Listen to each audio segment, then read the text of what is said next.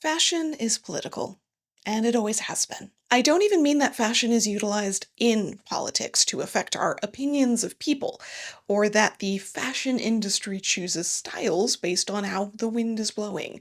I mean that fashion, in its simplest of concepts, is powerful. It's influential, whether we like it or not, whether we participate in it or not. After all, if it was just frivolous, why have so many tried to control and regulate it for centuries? The true answer is that it's one of the most accessible tools in social control and in resistance. First, let's define fashion. It can be the industry of clothing or the styles and trends. It can also be self expression or group adherence through clothing. Perhaps fashion can also include broader categories beyond clothing into appearance, like hair and makeup, accessories like tech or cars, home decor, and anything else visual. It's not always trendy and stylish. One can be out of fashion, but it's still fashion. Even a minimalist wardrobe or jeans and a t-shirt is fashion. This is an especially important thought, as many people will claim that they don't have an interest in fashion or choose to not participate in it. Obviously, they are not walking around naked.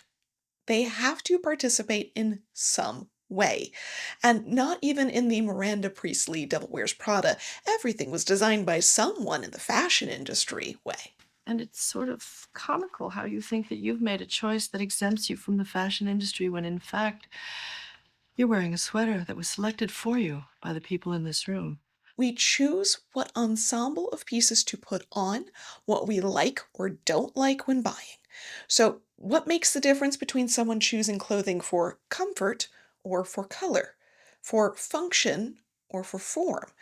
If you ask someone fashionable what makes a good t shirt, the answer would likely be the same for someone who avoids fashion. Heavier weight fabric, but soft, not see through, usually all cotton, the edges don't stretch out with time, not too tight or too loose across the shoulders or around the arms, etc. Is that t shirt always considered fashion? Or does it need to be styled or elevated by the wearer to count? Essentially, the purpose behind fashion is far from singular. It can be self expression, group adherence, lifestyle, maybe even core beliefs. It can also be a status symbol, not just for the very wealthy, but for those that are middle class as well. Dressing in a standard way, clean clothing, not offensive or distracting, is perhaps more likely to get respect when out doing daily activities. It can also signal things like age and gender, personal interests like hobbies, your job, religion, cultural background, and many other variations. You may not think of all of these things when you get dressed in the morning, but odds are you have observed every part of that list on other people. Perhaps it's someone who successfully defined themselves by the clothing they wore, or maybe there was someone that looked at odds with it. Choosing to wear clothing that is uncomfortable or does not fit with who we are. Someone who is older, dressing extremely young, for example, or wearing a suit to an interview when that's not their normal attire and they don't know how to sit comfortably in it. The same pair of high heels can read completely differently depending on the person's ability to easily walk in them. We just give it cheeky phrases like, do you wear your clothing or does it wear you? We recognize the power fashion can have over the individual, but what about the collective? It's much more than just the nearly $2 trillion global industry. Did you know that the average American purchases around 60 new items of clothing every year? That's a lot of fashion in our lives. And a lot of online shopping, which is the perfect reason to introduce the sponsor for today's video, Incogni. Incogni tracks down and removes your personal data from hundreds of websites. In just the last 6 months, they've found almost 1,000 places where my private information has been picked up by data brokers and sold over and over and over again.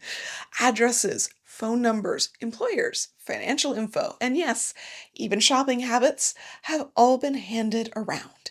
As of now, more than 800 of those have been successfully taken down just a few days after they popped up. And if I come across anything beyond their list of known problems, they have custom removals as well. With their unlimited family and family unlimited plans, you can just submit a link where your information is being exposed and they'll submit a takedown request for you. Every time you make a purchase online, open a new social media account, or make a post, you leave a little bit of info behind. It's not just about stopping those annoying fake calls and texts and emails, though I have noticed a significant difference in how many scams have come through. It really doesn't take much to piece together enough information to have your identity stolen or accounts opened under your info. I've been diligent over the last few years in clearing my contact information off of websites that I can find, but there's just no way to keep up with how fast it spreads. Incogni actually has an estimated time saved ticker on your dashboard, and mine is already over 600 hours. There's no way I could have handled that myself. Everything from your contacts to health, employment, demographics, and even family connections is regularly picked up and sold. So take back your personal data with Incogni. Go to incogni.com/NicoleRudolph and use code NicoleRudolph to get 60% off an annual plan. We, of course, also wear clothing in a way that has nothing to do with fashion, protection from the cold or the sun, modesty, or even just dressing appropriately. Not wearing a bathing suit to the office, but also not wearing a business suit to the beach. Our clothing, regardless of style or how we define it, is usually there to serve both function and form. One does not exempt the other. However, some will argue that choosing function over form is morally better, that choosing to participate in fashion is a weakness or compulsion, unless, of course, you wear what they think is appropriate. So let's start with some more obvious examples of how we powerfully use fashion, like fitting into a defined group. Yes, belonging as a concept can happen when a group accepts you for who you are and does not require any personal changes. However, to broadcast belonging to that group would obviously require some visual cues. And it doesn't have to mean wearing a sports team jersey. Even if not done intentionally, it's easy to fall into small shifts and decisions about appearance that lead down that road. Just seeing a certain haircut, makeup style, or coat brand around or on someone you like is more likely to inspire adoption. Even today, with our global blending of the internet and exposure, what is commonly worn in big cities compared to rural areas, or America compared to Japan or Italy, we have a tendency to blend in with our surroundings because we normalize them or are even inspired by them. It may be a specific location like an office or a concert that you're going off of. It can also be blending into the general style of an age group, gender, religion, class, race, and so much more. And while fitting in might be a public celebration or declaration of what group you belong to, it can also be done for reasons internal to the group, not causing discord or discomfort, following rules, even just choosing to adapt through clothing when finding it difficult in other aspects. The business suit would be one very obvious example, a narrowing of acceptable suit styles, worn every day by most men from the 1860s to quite recently, to show that they are a middle class employee, not doing physical labor as lower class and thus needing practical clothing, but not rich enough to be eccentric and having their style not affect their employment or budget.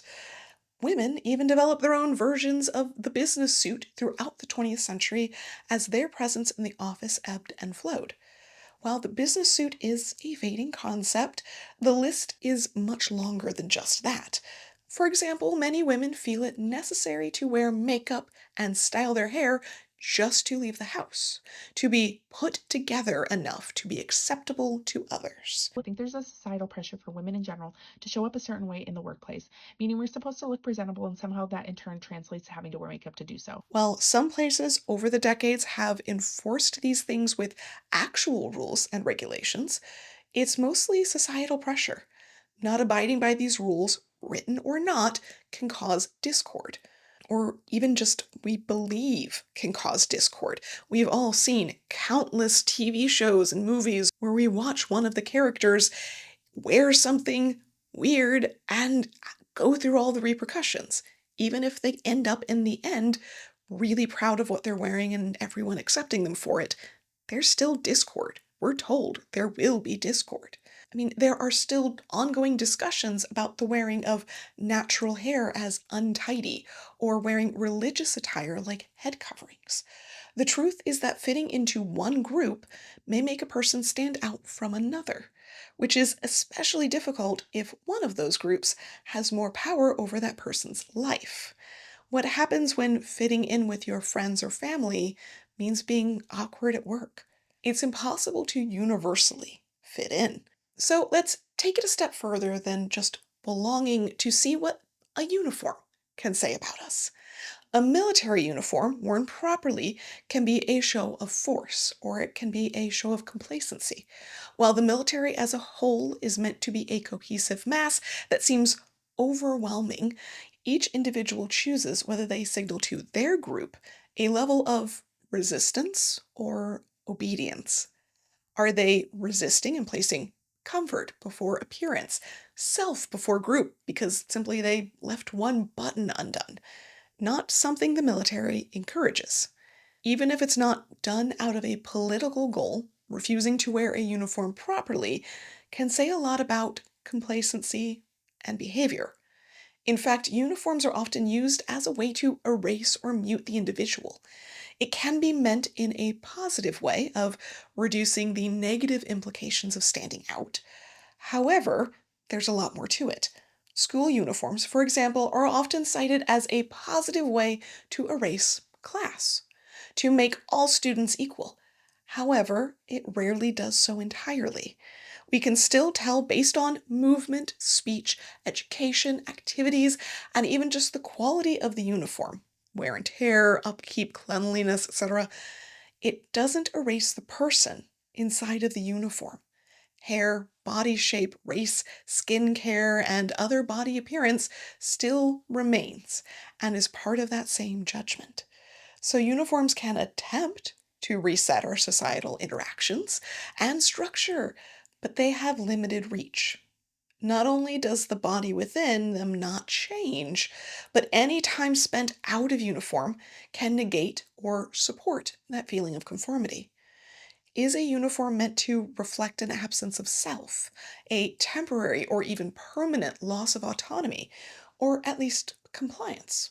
Can the same idea transition into other clothing when we apply the concept of fitting in? Dress codes exist just outside of uniforms, and they come with the intention of leveling things out as well, which assumes that there is not just intention behind clothing, but potentially malintent. That clothing can be and is worn to bother, harass, or distract others. Wearing a uniform improperly can also be a matter of malintent. Standing out may not just be a personal choice, it has public effects.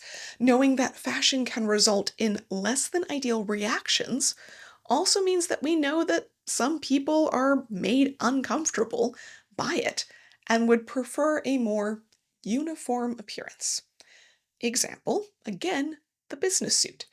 It's meant to be a sign of obedience, not at the same level as a military uniform, of course, but it's still putting aside clothing that is practical and functional, even comfortable, in order to be a visual part of the group. It may be worn because it signals stability, practicality, wealth, cleanliness, organization, or respect. This person has a job, money, and time. They care about their appearance and have enough excess to invest in it. Even the message now is different than it was a century ago when they were required in many jobs and when they were more affordable. Didn't I tell you to get some better suits? I spent $500. For how many suits? 5. If a business suit can also be a sign of compliance, that the wearer will put in effort in their job the same way, is it too a form of control? When someone wears clothing appropriate to the situation, especially clothing that takes any amount of effort, we assume that they will behave accordingly. That's often wrapped up in the idea of respect. We dress up for events, locations, or people who deserve our effort, which translates to respect, which translates to the likelihood that someone will be appropriate in behavior as well. Basically, uniforms tell us about how a person is expected to behave. Will they follow the basic rules of society or be weird? Will they be cooperative or resistant? Will they give or demand respect? Dressing to fit in with general society says that you are more likely to behave accordingly and have the proper manners that society has laid down. This is why dressing in a discordant way can be seen as aggressive and scary. It's signaling an unpredictable person who may not follow the preset conversation or give due respect. Something that can either mean having decent social manners or compliance or even fear. And this can include anything from what people wear to the office, to church, to school, to the coffee shop, or even what you wear in foreign countries as a tourist. If we think about it from a 19th century perspective, the business suit was created to identify the middle class American white man. That style of suit became an achievement for other groups. It was there to signal all of those things above, which would come with a level of respect, especially from those who were lower on any of those scales. It answers not just to who the person is, but how they should be treated, and theoretically how they should treat others. But whether we think that is a good system or not, it is one that has been present for a long time, and we still encounter it. Many people were raised on that system, and it's very difficult to get rid of. If for no other reason, then that system benefits the group that has had power because of all of that respect for centuries. We subconsciously adjust our opinions of someone based on tiny details of what they wear. A poorly fitted suit reads differently than a well-fitted one. A gray suit, different than a purple one. And it's not always obvious. Fitting in isn't always done out of a desire to belong. Sometimes it's fear. Sometimes it's a social benefit. Sometimes it's a costume. And I'm sure that list can be much longer. The same thing goes for standing out. Standing out in fashion is often written as stories of countercultures that employ appearance as a large part of their identity. While the examples are incredibly useful from an extreme perspective, showcasing how much of an impact going against the grain in fashion can make, they are still as much a matter of fitting in as standing out. The choice is made to be part of a group that intentionally does not align with mainstream society. Fashion to them is not just appearance, but a declaration of everything from music preferences to political leanings. If fitting in can declare who you grew up with, then standing out can also be a big statement of personal opinion. But lately, there has been an ever-growing list of fashion styles that range further and further afield from basics. Even if the sudden explosion of cores in the last few years is short-lived, it encouraged an extreme level of individualism in dress that we have not seen before. With the internet full of options available to nearly all, is standing out even possible anymore? Furthermore, why was it such a controversial choice to do so in the past compared to today? And if we've lost that ability to truly be a unique individual, what does that mean for our society? The modern day reaction to these groups is far less extreme than it was in decades past. It's possible to get a job with tattoos, colorful hair, or any other varieties of self-expression. There are still varying degrees of conservative places of employment, meant in the sense of older norms, not political affiliations. But largely, the reactions to unusual fashion have softened. Dressing the part of most countercultures in the past would have excluded a person from jobs, social events, and even shopping in many stores. Things certainly have changed. Some of it is just due to exposure. The more we see something, the more normalized it becomes. Reactions soften. Some changes have been encouraged through organized campaigns focused on acceptance, but much has just occurred gradually, especially as social media has given us exposure to a much broader world. Is it individualism or standing out if it's just one of many doing similar things, though? I've wondered if the changes in that have actually done away with our aversion to standing out. However, after some time on the subject, I think it's just shifted terminology. Being weird has just become being cringe. It's not based on whether someone follows the main fashion trends, but on the concept of taste. Something that is, when you think about it, an unachievable goal. The idea of what is tasteful is constantly moving in order to stay up with an ideal, in order to not be the general base level that everyone can achieve or has achieved. It requires not just money, but time. The ability to be in the know and ahead of everyone else. Hence, there are so many social media accounts where people claim to be able to predict or even guide what the next trends are. And they'll help you too if you just join their subscription.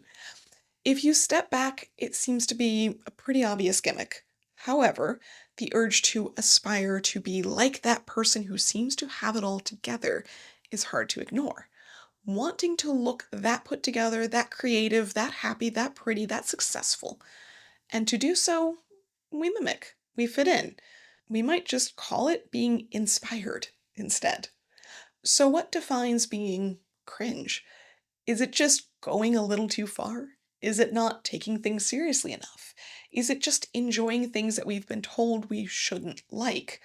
And what happens when someone who is considered a person with taste wears something that would normally fall outside of the acceptable range?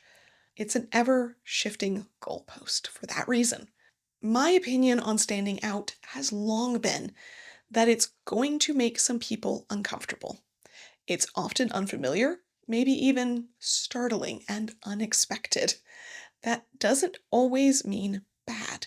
Sometimes, though, that's the entire goal. But any outfit will get a mix of reviews. In that way, everything from extreme subcultures to a daring ensemble can achieve standing out. It's more a question of what the intention behind the action is, to declare an aversion to societal rules and norms, to be memorable, to be free. So far, we spent a lot of time on how we, the wearer, can use fashion in various ways to express ourselves, to blend in or to be comfortable. But how is that navigation of society through fashion guided by outside forces? The choices we as an individual can't control, especially when it comes to the body inside the clothing. Who is wearing a garment can speak volumes. Commentary on the red carpet, the rich cosplaying the poor in worn out clothing, black dandyism, or middle class youths embracing the hippie life. The reality is that social statements intentionally don't comply in fashion or in social behavior. We even describe clothing in the same way we describe people's actions, loud versus quiet, for example. Does it disrupt or blend in? Does it take up space or minimize itself? When wearing loud clothing, does it bother others? Even if that is not the intention, for those that it does bother, they will assume, since the clothing was a choice, that it was done with intention. Basically, our fashion doesn't just communicate our visual choices.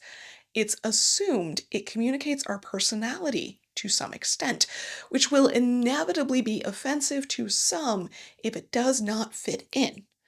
The reasoning behind this has a lot to do with discomfort, not in the sense of physically being bothered, but in the unfamiliarity and unpredictableness that is associated with not following the rules. Some people are comfortable with things they are not familiar with, or are fine with discomfort, but many are not. We rarely teach people to be comfortable with it. But here's the big leap. For those that want to maintain the status quo because of their level within it, because they benefit from it, there will be intense concern about others not maintaining that. This is often going to be a group or demographic that gains power with the circumstances of stability, of continuing as societal rules have declared. They want to keep doing things the way things have gone before because it's gone well for them. So, a middle class person who has earned respect by being their demographic and feels that it is important to them will be uncomfortable with those who appear to not follow the societal rules that would give them respect. They are threatened by those who do not perform their class, gender, age, status appropriately, whichever one or multiple of those gives said uncomfortable person respect and status. Think of how subversive groups that have a display of fashion are insulted or stereotyped. Even something like punk was taken and used to refer to younger people who are not easily controlled. We can also move this concept from obvious examples like hippies and punks over to more subtle social norms like beauty and weight. The body is as much a part of fashion as the clothing, after all. Hair, makeup, skirt, shaving, jewelry, piercings in particular, muscle, fat, and so much more are part of that fashion and body crossover, which can be incredibly controversial and difficult. I'm a businesswoman in the Bronx. Don't disrespect me. Taking up space can be done by the body or the fashion that it wears. And when you are supposed to take up space and don't, or when you are not supposed to and you do, causes great concern, causes great discomfort. While we might fight to control our own self-image through what we wear, the same communication happens with the body, and it often does not say what we think it should, or often what we are taught it should. Control over our body and its presentation has been a constant battle for the last couple of centuries. Honestly, pre-19th century mass production clothing, it's a lot less intense. I'm not saying it's not there, but it's less all-consuming in so many ways. There are so many stigmas wrapped up in everything to do with the perceived care of the body. How we alter it, care for it, or neglect it is often publicly judged. Though the taught judgment is far more intense than the actual one, media constantly shows us what it thinks attractive or ideal is, and we pull in all of that information and often end up judging ourselves far worse than others do. Now, that's not to say that they don't at all, but it again comes back to the idea of status quo and compliance. If we are putting in all of the correct effort to look as society has approved, we are showing that we will put that effort into our social contracts. Now, granted, too much time on appearance and the pendulum of stereotypes swings away from that towards being self-obsessed or vapid. So we have a narrow window of putting in enough effort for others, but not so much that it's for ourselves. Women are more often the victims of dealing with a carefully balanced middle ground of acceptability in appearance when it comes to beauty, but there are not dissimilar standards for men. It's just more to do with height or muscle mass than every single day of styling hair, makeup, and other regular maintenance like that. Additional standards are placed on other attributes. Curly hair must be kept tidy, curvy women's figures must be kept hidden and controlled, gender should be clearly broadcast, etc. It's in this way that we discover the approved societal uniform, the style that says you participate appropriately and that tells others how to interact with you. We are usually taught, even subconsciously, that we should have different interactions with people based on age, gender, race, and any number of other identifying features like uniforms. If these attributes aren't clear or aren't appropriate, we form these into stereotypes. It's basically another way that we deal with discomfort and predictability. It may be distasteful to some if people don't follow the standards, but if they conform to another group or stereotype, at least then the hierarchy can be maintained and interaction can be expected to work a certain way. Basically, people are saying, I know who you are and I know where I stand in relation to you and will treat you appropriately. And theoretically, you'll treat me how I expect, even if it's not appropriately. You've got to be carefully taught. If you've ever heard the phrase, your first reaction is what you've been taught, your second is how you actually feel, it's very much in line with this. Whether taught as children or through hours of media or advertising, this is where the idea of what normal comes from and how it is encouraged and why it is encouraged. It's like a form of etiquette. Those old books usually had extensive portions on fashion for a reason. However, normal is a constantly changing thing. Hence the difficulty in both intentionally being not normal, only to find out that now it's normal, i.e. colorful hair or we've been wearing pants, and in being normal as it starts to look outdated or resistant if you don't keep up. Looking liberal might have been colorful hair and tattoos 5 or 10 years ago, but now that's far more widespread and really not a tell at all. Conservative was traditionally modest in the past, but still highly gendered styles. But that natural look has shifted towards Mar-a-Lago face. That modest style has become much more adult and polished. The liberal styles have shifted towards things like intentionally oversized clothing or playful maximalism. So many other things. Either way, it's attempting to broadcast an ideal and broadcast safety. Who do you want to think you are a safe person? That you will be predictable in a certain way. Odds are that you are also intentionally telling that opposite group that you are not going to be compliant with their ideals, that you are not going to be safe. But most sit in the middle. Everyday fashion that does not showcase a great deal of effort either way. Maybe it says you're too tired to care. Maybe it even says you have more important things to do. It might even be a costume of compliance while subverting in other ways, which admittedly is an important way of staying safe for many people. So for those that have thought about wearing something potentially uncomfortable for others and backed off because you feared disruption, maybe, if you're able, this is the right time to do so. I saw something recently about how large protests and organized activism is expected.